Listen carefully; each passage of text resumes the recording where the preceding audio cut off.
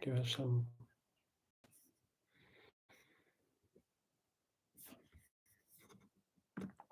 All right. I hope everyone can hear me all right. Yeah, looks like the microphone is working. I don't know where to begin. I think I'm just going to begin by jumping in and let my actions speak louder than my words. That's the intention here. And pray to God that this be successful. And without further ado, יהי רצון מלפניך, אדוני אלוהי ואלוהי אבותי, שלא יארע דבר תקלה על ידי, ולא אכשל בדבר הלכה. וישמחו בי חברי, ולא אומר על טמא טהור, ולא על טהור טמא, ולא על מותר אסור, ולא על אסור מותר. ולא ייכשלו חברי בדבר הלכה, ואשמח בהם.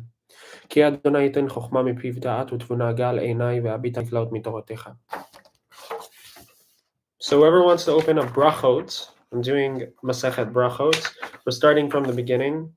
This is the very first tractate of the Talmud, Bavli, and Yerushalmi, and the Mishnah. And we're going to do this for an hour, please God. So it's exactly 3 o'clock. So at 4 o'clock, I'm going to finish. Bli neder. And there's no rush. We're going to learn as much as we want to learn. And I'm going to be taking my time. You're going to be watching me learn. And that's it. I'm just going to drink a little bit. Say the bracha for the rest of the session. Baruch atah Adonai Eloheinu melech haolam she'akol nihya v'dvaro.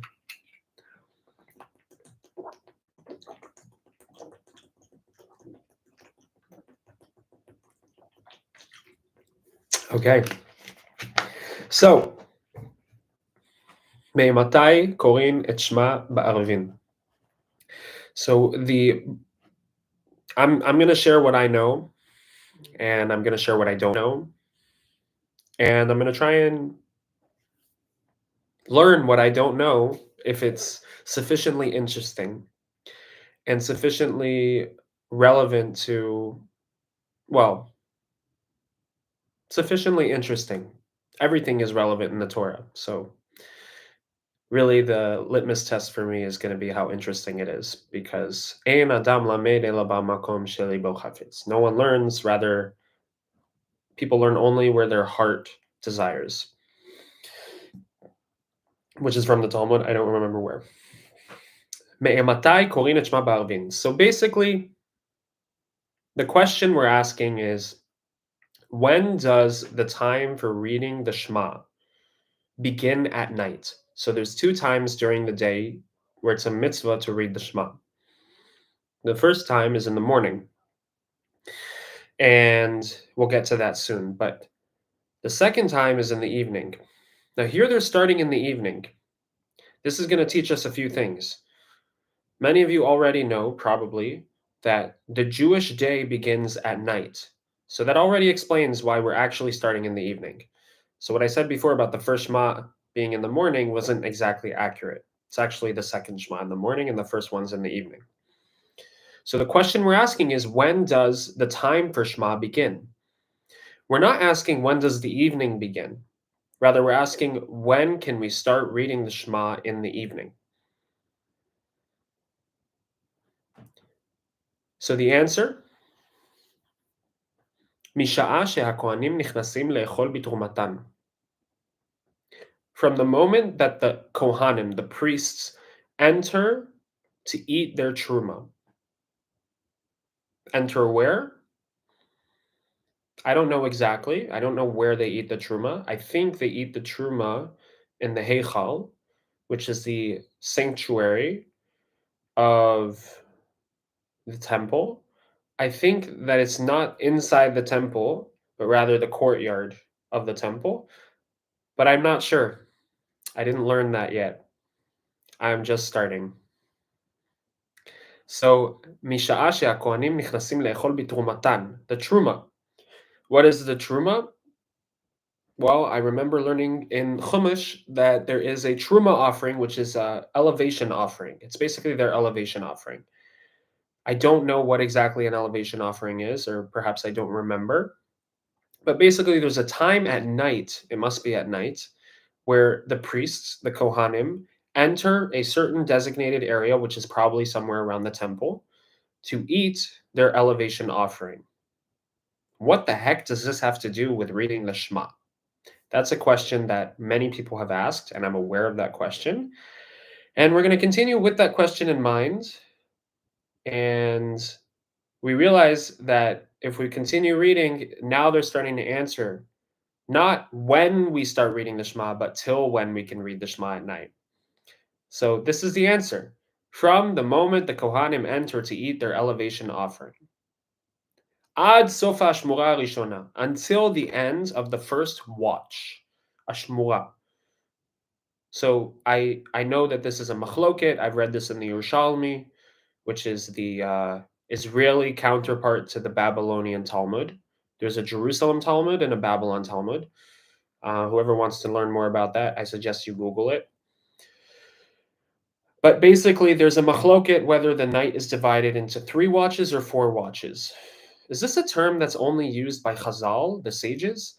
I think that Ashmoret, I think there's this idea that a night is divided into watches. Is this a watch of like security watch? Like if you have a guard, do you divide it into 3? Is there like a standard that they had back in the day? Is there some metaphysical significance to this watch? Well, I do remember learning brachot later on. They do attribute metaphysical significance to the watches, but originally when like where did these watches originate from, at least terrestrially, not metaphysically? As these are all questions I'm asking. So basically, from the moment the Kohanim enter to eat their elevation offering until the end of the first watch, that is when we can read Shema. Oh, Divrei Rabbi Eliezer. So actually, this is Rabbi Eliezer's words. And my understanding is that he's referring only to the second half of the previous answer, meaning everyone agrees that the moment the Kohanim enter to eat their elevation offering, that's when you start to be able to say Shema. But Rabbi Eliezer posits that this is until the end of the first watch. But the sages say ad chatzot, until midnight. So the disagreement isn't about when we start saying Shema, but when we finish saying Shema. Rabbi Eliezer's opinion was ad sof hashmura rishona, till the end of the first watch. Chachamim omrim ad chatzot, but they actually push it further till midnight. So we already know that the first watch ends. Actually, no, it's not very clear. I just assume that. I know this from general knowledge. The first watch ends before midnight. You should know that.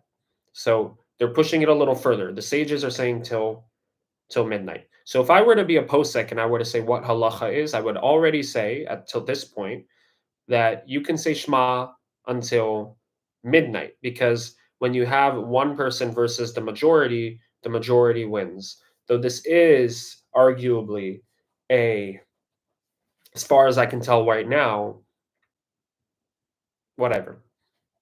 Basically, sages say till midnight.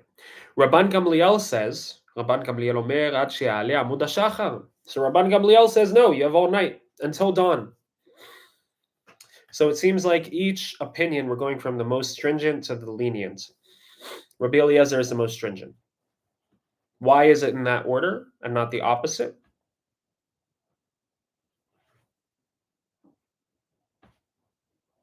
I wonder if the Talmud always goes like that. I wonder if the Mishnah always goes from the most stringent to the most lenient. And maybe we can learn from this, that you want to start with the most stringent and end with the most lenient. If it's a pattern, I would say it's definitely a life lesson. If it's just here, then it might be a particular thing about here. But I will say that in the army, I had a friend who was an officer, and he said that he was taught that you always want to start with the fist and end with the loose hand. Meaning you always want to start with stronger boundaries and loosen up. It's a lot harder to start loose and strengthen over time. So you want to err on the side of stronger boundaries than weaker boundaries when you want to establish your authority. And I would say also when you have a roommate, for example, or if you have a child or if you have someone you work with, it might be good to start with boundaries, especially if you feel like the boundaries aren't clear. If the boundaries are clear, then you can go straight to being kind. But if the boundaries aren't clear, and first and foremost, if they're not clear to you yourself, if you feel loose with your boundaries, it's probably better to start by erring on the side of too many boundaries than erring on the side of too much kindness. That's what my experience in life has taught me. Again, it's really not a question of if the boundaries aren't clear to them, but more if the boundaries aren't clear to me. If I don't feel secure in my boundaries, that probably is an indication that there's a people pleaser in me, or that there's some instability in my own sense of authority of my boundaries or assertion of my boundaries. And so I should start by erring on the ends of pushing my boundaries to the point where I'm a little uncomfortable until I get comfortable doing so, and then I can move back and be kind and start, adding softness to the firmness. It's a very vague thing I'm saying right now, but that might be why maybe they chose to go with the order of stringent to lenient. Right? It's an interesting question. It could also be that the reason that they went in this order is because it's simply from the closest time to the beginning to the furthest time from the beginning. It could be that in another instance, when they have also chronological, it could be that they were just listing the chronological order. And the first one happened to be more stringent because in this case, we're talking about a time limitation. So the earlier it is, the more stringent it is when you have to finish Shema by a certain time. But in a different instance, they would also list it in chronological order, but the longer it would be in that case more stringent. So it's really not stringent to lenient, but it's just chronologically ordered. So we'll see. Keep this in mind when we continue to learn the Talmud. I'll hope try to remember. And yeah. So Maaseh Uval Banav, should I summarize? I think I'll summarize just in case. I'm just afraid I'm playing with attention here. Tell me if I have any viewers yet. Tell me if I'm one insecurity I have as a chavrusa is that I can really get locked into the smallest details, and I feel like it can turn people off. Though I should probably be proud of that because, in my opinion, you can learn so much Torah from one word in the Talmud, and you just have to like hafochva v'hafochba. But really, a lot of the things is you have to be very clear, in my opinion, on what your questions are and what answers you don't yet have. So far, I've asked a lot of questions, and I feel like maybe the reason other chavrusas were annoyed by this is because they're like, you don't have any answers to your questions. Why are you just leaving a bunch of blank pages? But I think leaving questions in the air is a vulnerable position to be in, but it's very, very healthy. And it's a way to truly learn, and it's a way to humble yourself. It's a way to keep your mind open for really the truth to reveal itself to you. But yeah, I can understand why it can still annoy people. Some people just want to have what's called bikias. They just want to have a general overview of what they're learning, whereas I want to have a full understanding. And I want to understand and there's no end to the dimensions of what you can learn here, because if this is absolute truth, which I believe it is, then every question about every aspect about the Talmud is a valid question. I think. Anyways, so I'm going to summarize. I'm insecure about speaking too much and getting stuck too much on something, but you know what? Whoever wants to follow this line of thinking should. Whoever doesn't, whatever. So me'matai korin et shema ba'arvin. So basically, we're summarizing. The first question is, when do we start being obligated to say the Shema in the evening?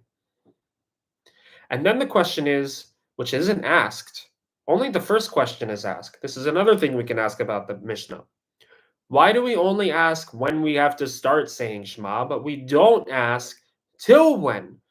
We only ask from when do we read Shema in the evening? And then we answer from the time that the Kohanim enter to eat their elevation offering. I'm pretty sure Toma is elevation offering. And then we go on and we answer a question without even asking it. Ad sofa shmura rishona, until the end of the first watch. Where's the question? Why didn't we ask ad matai? I don't think they ask that in the Talmud, like in the Gemara after the Mishnah. Whoever doesn't know, The Talmud is composed of a Mishnah and then a Gemara that basically discusses the Mishnah. That's the Talmud, as far as I think that's a pretty good explanation. So I'm curious also, why doesn't the Talmud bother themselves with that question? Maybe I'm really nitpicking. I just find it interesting. It is interesting. Like when I remember when I first learned this, it was a little surprising. It's like they just kind of slipped into answering till when they didn't even ask the question. Like it's not entirely natural. Like I ask you, from when do you go shopping?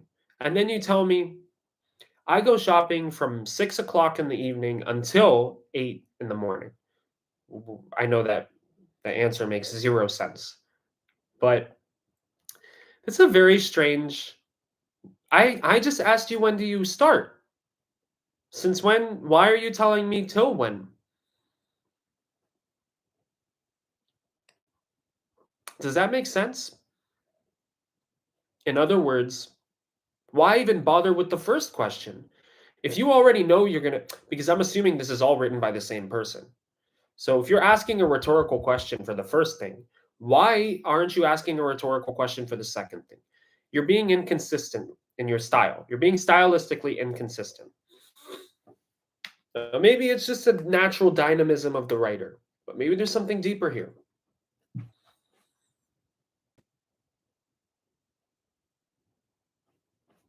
I don't know right now really what the answer is. It could be that because there's an established answer that everyone agrees on, there's no disagreement that we start reading Shema when the Kohanim enter to eat the elevation offering. Because there's no dispute about that, all the sages would agree on that. Then that warrants a rhetorical question. But because the other sages but because the other question has a disputed answer, there's no rhetorical question for that.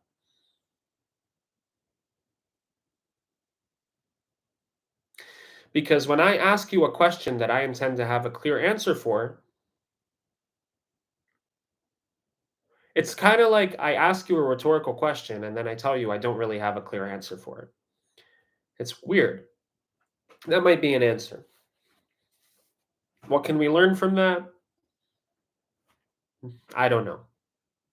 For me, the question still stands. By the way, Money 2 said, Rabbi Yehuda Leon Ashkenazi said that even when we have answers to our kashyas, answers to our questions when we learn Torah, just because we got an answer, it doesn't mean that the question isn't still a question, which really is the depth of afochba be'afochba, kikula ba. You can keep regurgitating and revolving and digging deeper into the Torah because there's everything in it. And as far as I can tell, as far as I'm concerned, that's what a foching. You keep re-examining a question, and you will keep finding new chidushim through that question. But again, my nafkamina. What is the nafkamina of these questions and answers that I'm asking? So that's another question. We'll see. And I'm tempted to stay here again and ask myself, so what does it matter if there's a rhetorical, let's assume that my answer is correct. And let's assume if you ask a rhetorical question only when you have a certain answer, but if you don't have a certain, and I don't even know if that's true, like the Talmud, we'll have to keep that in mind when we're learning the rest of the Talmud. But let's assume it's true. If we only have rhetorical questions when we have certain answers, and when we don't have a certain answer, we don't ask a rhetorical question. What is the Talmud teaching us when they say that?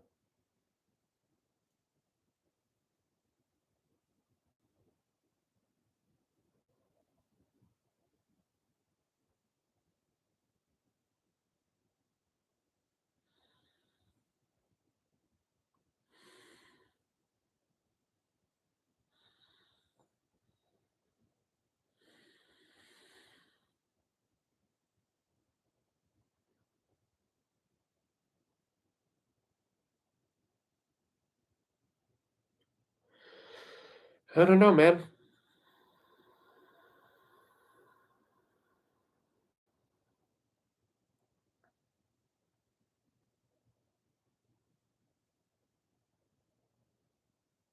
Another another answer to this question, the original question I asked, or the more original question I asked, which is why we have a rhetorical question for from when, but not till when, is maybe the Talmud just the Mishnah, this is the Mishnah, wants to start with whetting the appetite of the learner. I'm luring you in.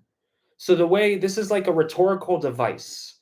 I want to lure in the reader by starting with the rhetorical question. When do we start reading Shema? Did you even ask yourself that question? Does Kriyat Shema that you've said for 18 years of your life so far, or however long till you decided to learn brachos? I guess subconsciously I said that because I started learning brachos, I think, when I was 18 or maybe 19. I think 18. So, like when the new cycle of the Daf Yomi. So, anyways, we said, though I didn't say Kriyat Shema every night because I wasn't religious or observant. But anyways, I'm saying that, dear reader, have you ever stopped to ask yourself how we determine when to say Shema at night, even though you've done it for your whole life or for however long you've done it? So I'm giving you like a question for you to ponder. It's not really, it is a rhetorical device. Like why would the Mishnah ask a question when the purpose of the Mishnah is to teach us, unless the question is part of the teaching. But if not, then the question is a rhetorical device. But once I've pulled you in and I've given you an answer, I'm going to give you another answer to another question that I don't need to ask anymore. And it could even be another rhetorical device. I'm not expected. You don't know what to expect with me. I'm a living dynamic text. So yeah, I ask a rhetorical question here, but I'm going to leave away a question here. You need to keep up, mister. This is a hint of all the Talmud. You need to keep up. You're not going to understand exactly what's going on all the time, and you need to stop. You need to you turn on your brain. I'm not going to leave everything clear for you by asking a rhetorical question and then do the same thing again. It's interesting because we like to think that things should be super organized. So the way I did A is I write A and then a dot. But then I do B is I do I like Roman numerals and then a parenthesis line. Like if someone ordered a list like that, you would think that they have serious um, issues with organization, short-term memory, or reading, or they're just trolling. Like, but there's something also. But when someone writes poetically, they're challenging the reader to keep up, to play an active part in the reading. And I think that this is really what is so unique about Jewish learning, that the text of the Talmud, the text of the Torah, are written in a way that forces or invites, but even forces or invites by force,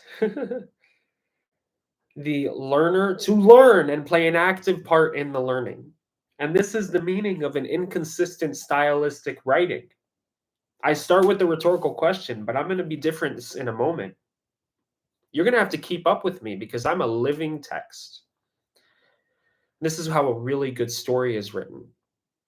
A really good story is written in a dynamic, living way, in a way that reveals a little bit but doesn't reveal everything, is unpredictable. It goes in this direction and then goes in that, and you don't know where it's going to lead you to. And then you have to really keep up. You have to be awake. You have to be alert as a viewer. It's not monotonous.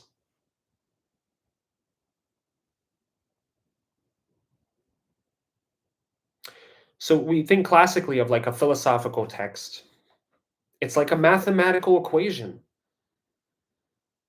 the more mathematical it is, the more we feel it's solid, it's relatable. But also the more we kind of defer all thinking to the writer.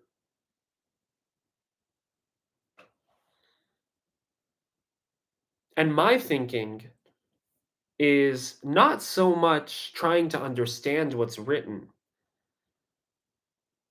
or trying to engage with what's written, but rather the only engagement I can have with such writing is I dispute it or I don't understand it. But here it's not like it's more like I'm talking to it. I'm talking with it. I'm grappling with it. I'm not completely negating what's written here, but I'm also not negating my own questions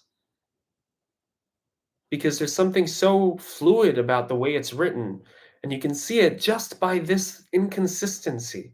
Fact that the first answer has a rhetorical question, the second answer has an implied question, or the first question is written and the second isn't. So, yeah, if you ever want to, and this reminds me of the Pesach Seder that we had 2 nights ago. That really, when you want to arouse a question, when you want the children to ask questions about Manishtana, what is different about this night than every other night?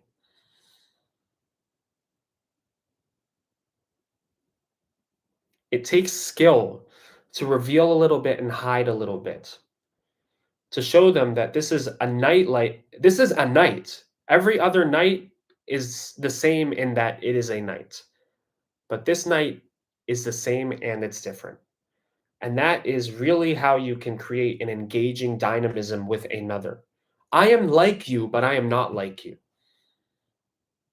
I am predictable, but I am not. You can talk with me because we share a language, but you will not be able to predict my every move. And I think that's why we aren't friends with AI. AI is a tool because AI at the end of the day doesn't it's not alive. It's like a few months ago, I got super excited and I use ChatGPT every now and then for like therapy. I think it's a very useful tool for that. However, I have talking to God is lahavdil to be distinguished way, way, way a different league. He'd both to do it for an hour. Anyways, we'll talk about that another time. But basically, ChatGPT lahavdil. So one time I got super excited and I was just like talking to ChatGPT and I was like, "Can you stop pleasing me? Can you stop trying to please me?" And then ChatGPT was like, "Okay." That's the irony. ChatGPT is like a robot. At the end of the day, it's like, "Stop pleasing me." Okay, anything you want, I'll stop pleasing you.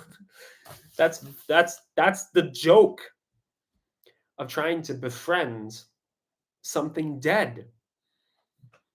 If you want to be real, if you want to be alive, you have to be in the flow of life, in the flow of interaction. You have to be a little bit with them and a little bit without them, a little bit yourself and a little bit foregoing, forthcoming. And I think this is what the Talmud is doing here, just in this very first sentence, by showing us that this is not just a generic list, grocery list of laws. This is a conversation that we're still having with Hashem through this text. This is an oral law written down. The paradox of something that is orally transmitted while it's written on paper. And so there's a reason it's not punctuated, the reason it's not divided into verses, because it's an oral law. There's still a chaotic element to it, which still allows for oral developments, for for the organic development of a living, breathing nation interacting with the Torah. Because the Torah isn't just the written text that we received, it's also the nation that received it interacting with it. Okay, let's go back to the text. So, מתי קוראים את שמע בערבים? משעה שהכהנים נכנסים לאכול בתרומתן. So we start reading the Shema the moment the Kohanim enter to eat the elevation offering. עד סוף השמורה הראשונה, דברי רבי אליעזר. Rabbi Eliezer says, till. It's almost like he interjects. You think this is a harmonious mimatai korin et shema ba'arvim misha she'akohanim necholim. Until I want to give you my opinion. I'm going to give you my opinion. You don't even need to ask for it yet. I'm going to tell you it already. Until the end of the first watch, says Rabbi Eliezer, of the night. The sages say until midnight. Ad chatzot. Remember, ladies and gentlemen, this is zmani. This is a relative time. So the day of the winter is shorter than the day of the summer. An hour is shorter in the winter than it is in the summer. Midnight is around 12:40 right now. I think it changes. Anyways. And Rabban Gamliel omer ad she'ale amud hashachar.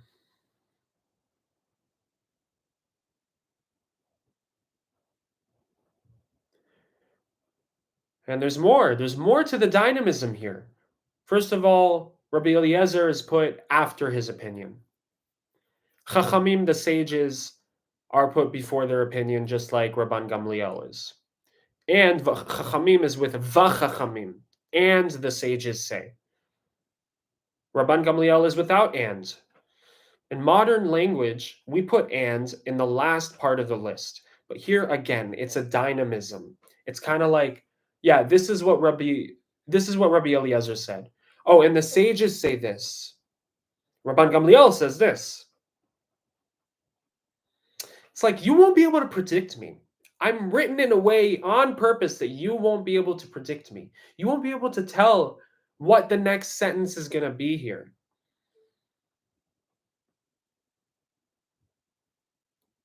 Okay. So we all agree that we start at the time when the Kohanim enter to eat their elevation offering. Rabbi Eliezer says that it's until the end of the first watch to say Shema. The sages are more lenient, and they say until midnight, and Rabban Gamliel says until dawn. And now it says Ma'aseh. We have an incident. Ma'aseh uvau vanav.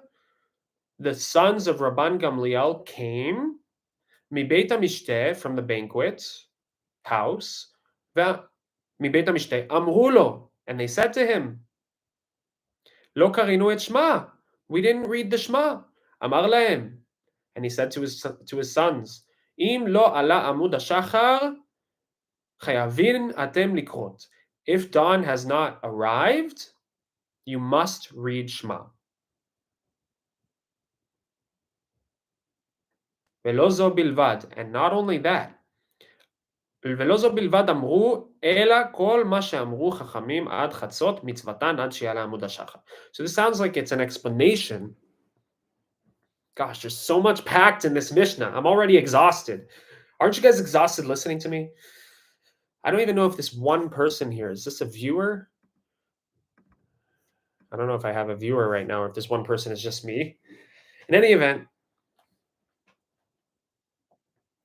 so it seems like there's an incident, and it's basically about the last opinion that says until the dawn. And it seems like it might even be explaining, I have two people now. It might even be explaining why or how the Mishnah, it's like, let me explain to you how I know that Rabban Gamliel holds this opinion, that it's until dawn. Or Rabban Gamliel is saying until dawn, but I'm going to qualify it with this agadita, or with this story, or with this incident, which really we learn from here that lo zol bilvad amru, Rabban Gamliel said that not only regarding Shema the sages said that it's until midnight, but they allow it Medi Eved, meaning not ideally until dawn. אלא כל מה שאמרו חכמים עד חצות מצוותן עד שיעלה עמוד השחר. Anything that the sages said is until midnight, the mitzvah is not until midnight. It's actually until dawn. But they put a fence and said we want it to be until midnight.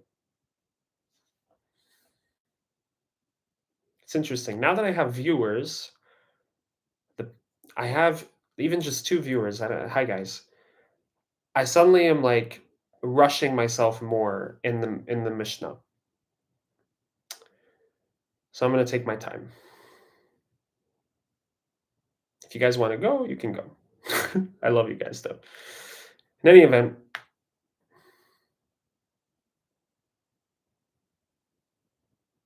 so it's not entirely, yeah.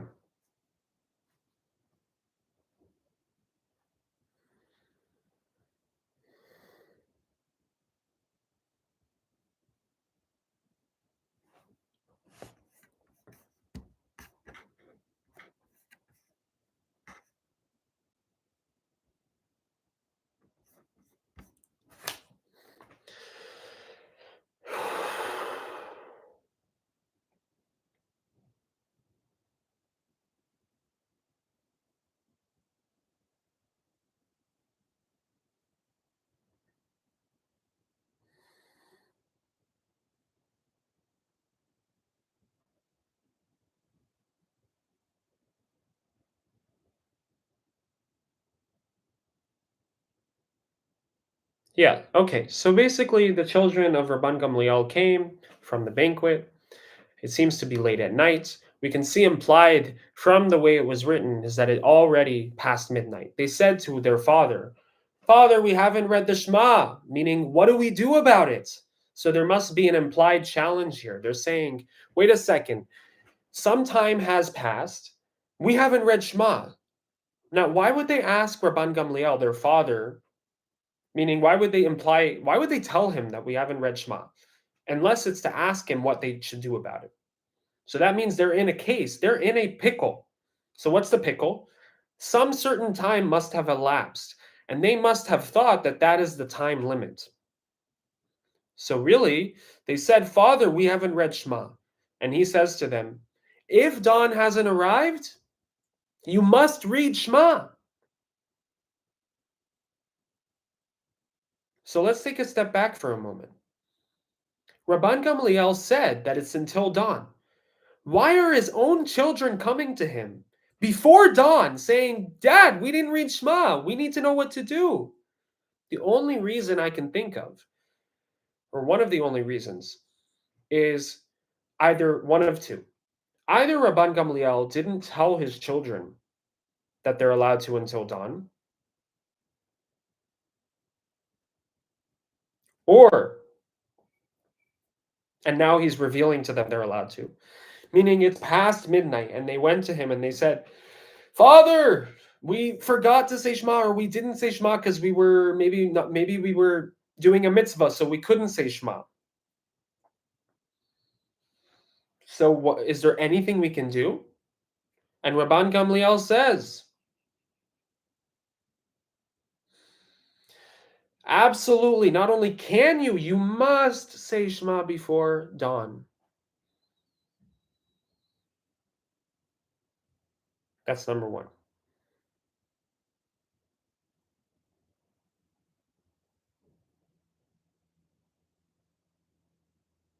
Another option is that they simply did tell him, yeah, we didn't read Shema. And it's past midnight. And because the sages are the majority, the halacha is that you have to say it till midnight. And if the halacha is that you have to say it till midnight, and we didn't say it till midnight,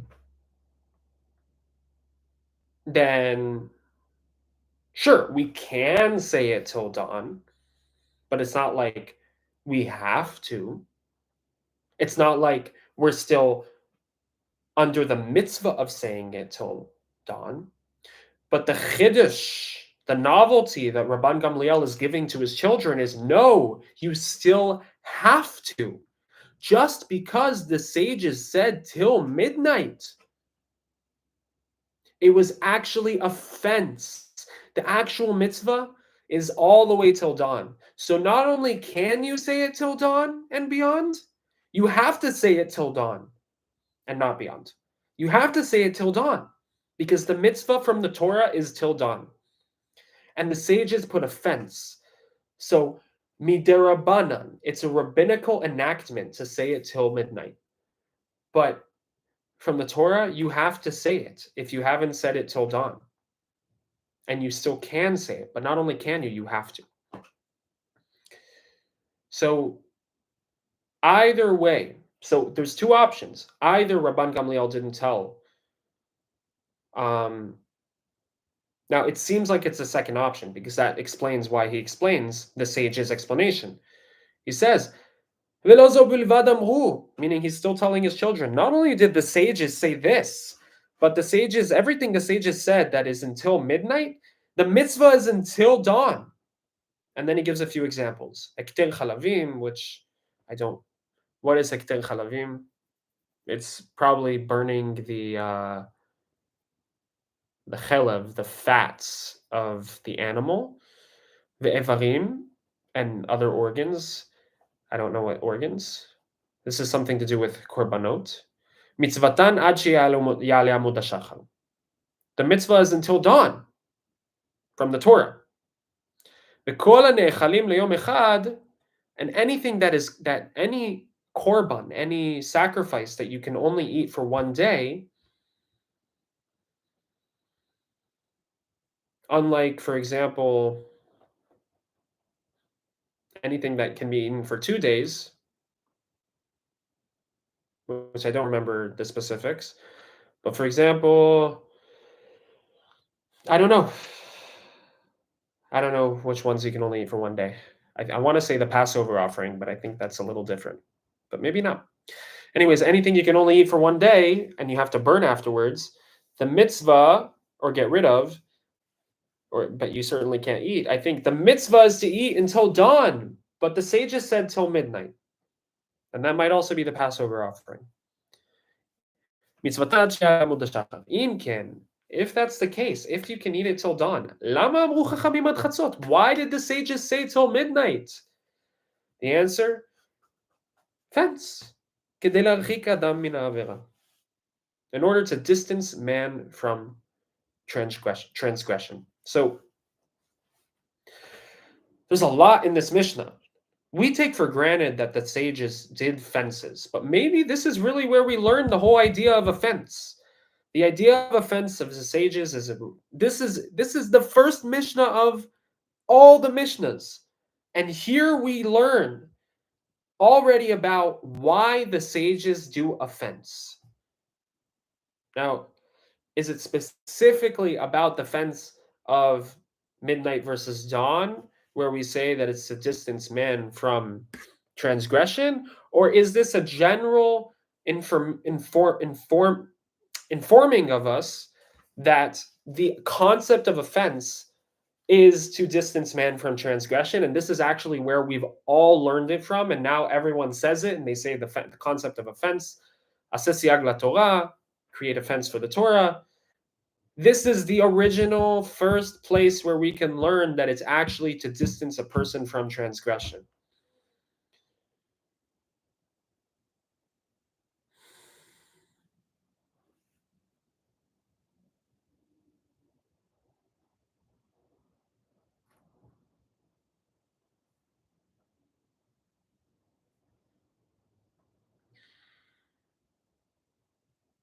But if it's particular to Kriyat Shema, and it's kedei le'archik adam min ha'avera, maybe there's a specific temptation with Shema that there isn't in any other mitzvah.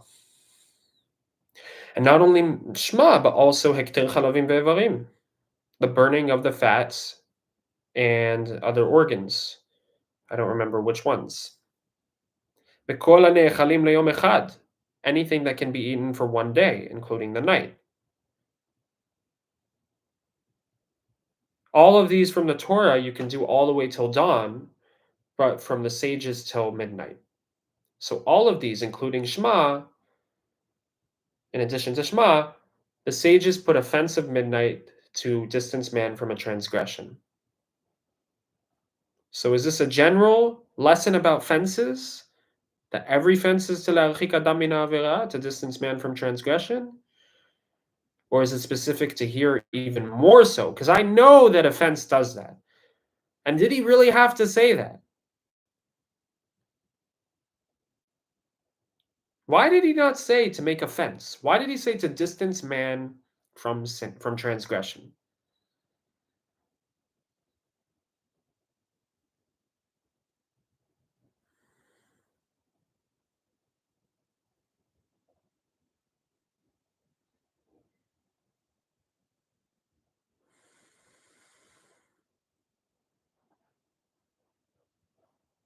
There's a few questions. It's like, why did you use this lashon? Why did you not use the word fence?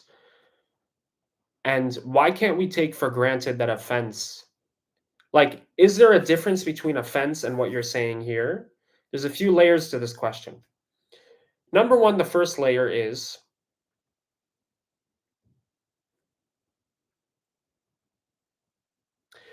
assuming, I'm assuming right now, and this is also a question. Can we assume that when Chazal say a fence, that they know that we know that that means something to prevent transgression?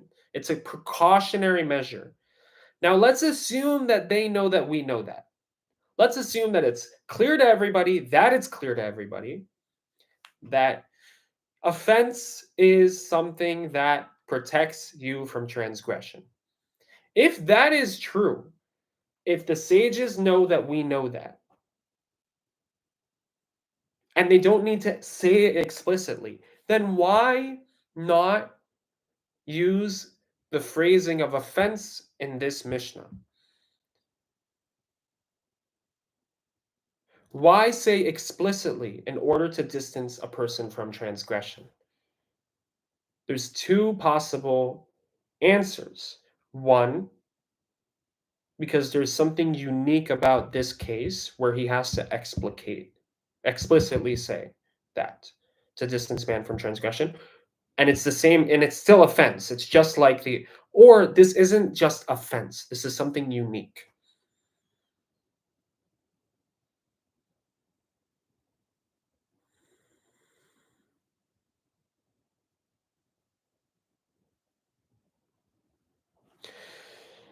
Like, there's something so weird. Like, why is this example even given? You know what I mean?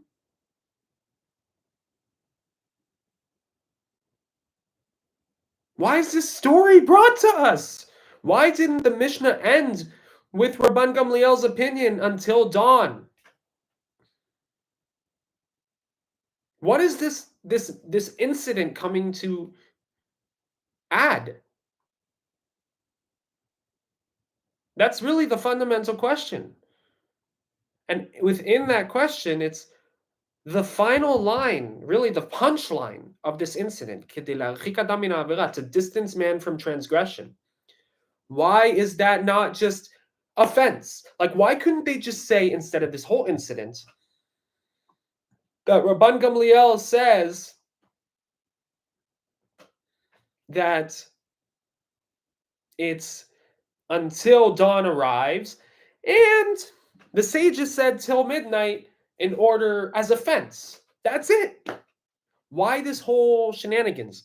And also, is that just Rabban Gamliel's opinion? Or is that everyone's opinion? That the sages said till midnight, meaning, does this imply to us the fact that this is a story of Rabban Gamliel, an explanation of Rabban Gamliel about the sages? Does that mean that the sages, according to themselves, could be thinking differently? Maybe the sages are saying, maybe there's another opinion. Maybe we can say that the sages are actually saying that from the Torah, mideoraisa. Biblically, you can only say Shema till midnight. But it's according to Rabban Gamliel that according to the sages, it's simply to it's simply a rabbinic fence, assuming that a fence is the same as what he's saying here. There's so many layers to this.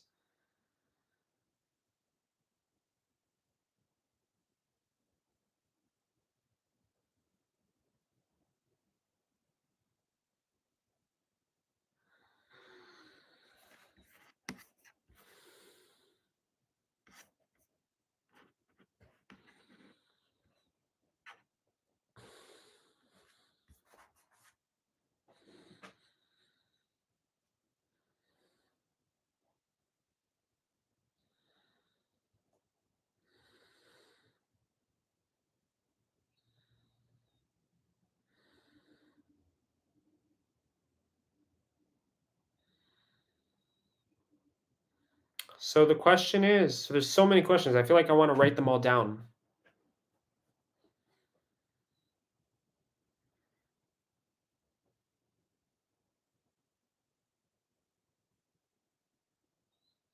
So do you get the question? The question is, why this story? Why this incident? And if the incident is necessary, then why say, in order to distance man from transgression, why not say, as a fence? And just assume we know what that means and why that there is a fence. Is there a difference between a fence and something that distances you from transgression?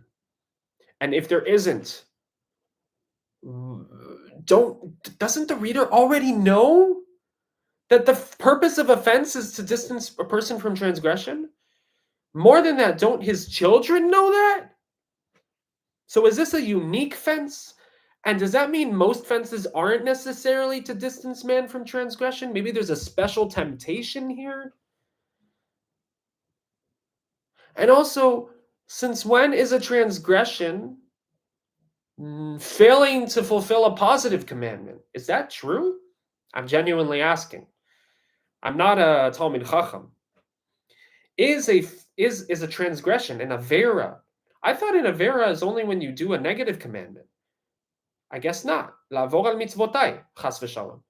I guess a transgression is also not fulfilling a positive commandment.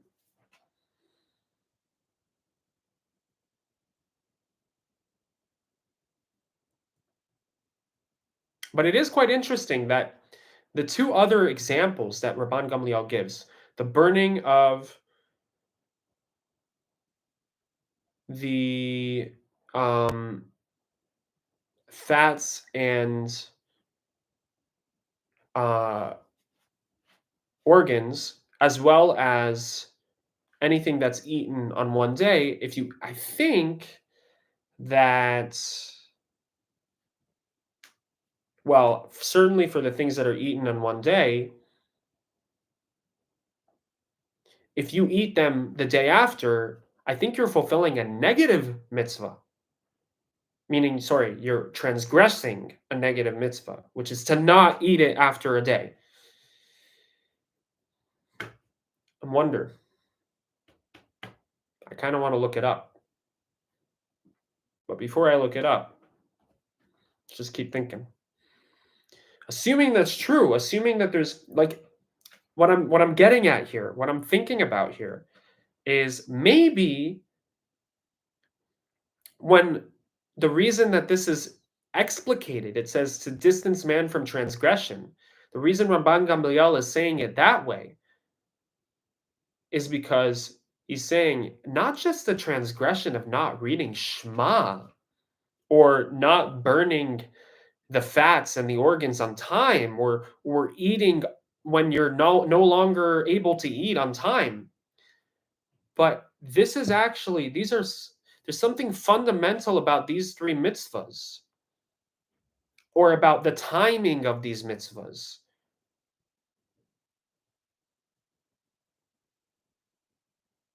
or about these mitzvahs and their timing There's something so fundamental about these things that if you slip, if you aren't careful, if you just kind of slack off with the timing of these things, you're not only going to just not fulfill these mitzvahs properly, you're going to be transgressing as such. You're going to lose your grip.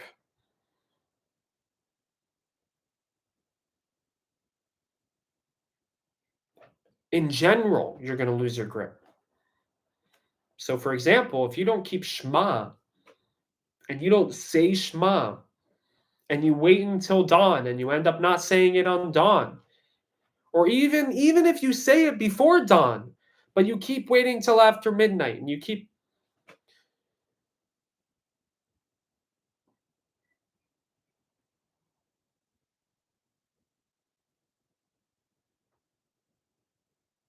there's a scrupulousness that you are losing. It's like the sages were saying, why would a person not take 3 minutes of their life to say Shema, one of the most fundamental mitzvahs in the Torah, before midnight? Sure, you have all night to say it. Why would you wait? Why? You must not be serious. If you are waiting, then you must not be serious. There's something wrong with your service, with your avoda. And that's why, in the beginning of the Mishnah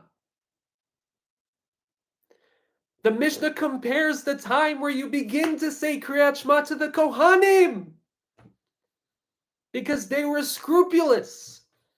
They were swift in their avoda, in their service of Hashem.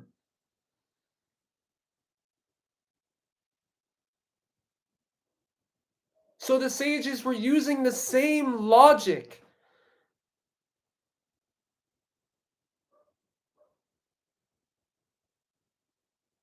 Not logic. In the same vein, the sages were saying, can you just take 3 minutes out of your night and say Shema? Unless you have a mitzvah you're preoccupied with. This is such a fundamental mitzvah. And it's so important and so quick. Are you living a God-oriented life? Yes, you need to focus for those 3 minutes. Yes, you should have kavanah. But that's the point. If you have kavanah in Shema, then your life is totally of kavanah. If you can get this right, you got it all right.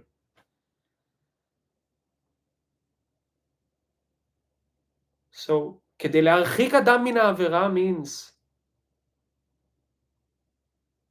any avera. If you are scrupulous with this,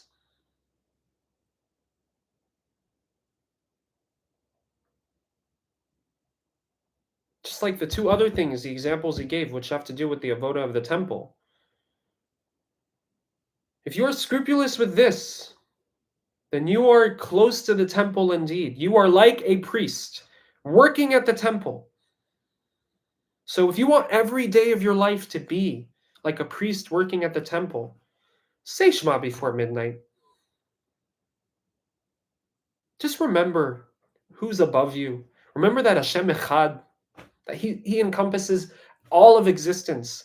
The thing that you're doing right now that is so tempting to not say Shema for. And hence, uvelechtecha vaderech. You should say it on your way on the path. When you're preoccupied with your own things, say Shema now. Remember that your things are his. Even what you care about, he cares about. And if he doesn't care about it, you probably don't really care about it either. So this is really this is a prescription on living a God-centered life.